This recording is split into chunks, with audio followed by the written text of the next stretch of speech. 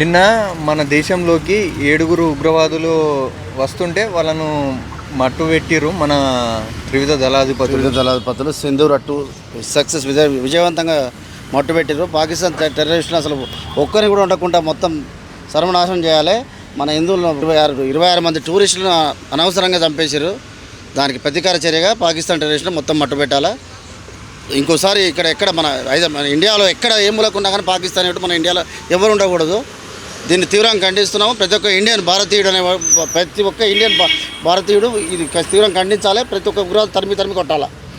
Operation Sindoor ద్వారా ఉగ్రవాదులకు వణుకు పుట్టింది అని అంటున్నారు.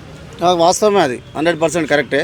సింధూర్ అట్టు సక్సెస్ అయింది. దీనివల్ల పాకిస్తాన్ ప్రధానమంత్రి నిలయానికి దగ్గరలోనే ఒక 10-20 కిలోమీటర్స్లోనే మన సింధూర్ అట్టు హెలికాప్టర్లు కానీ రాకెట్లు కానీ వాళ్ళకి అలజడి సృష్టించారు.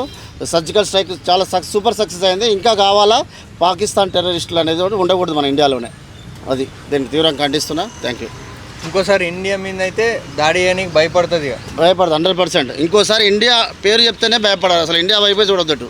జమ్మూ కాశ్మీర్ కానీ శ్రీనగర్ అమృత్సర్ మన చేసారు కదా, అది ఎలాంటిది ఇండియా పేరు చెప్తేనే భయపడాలా.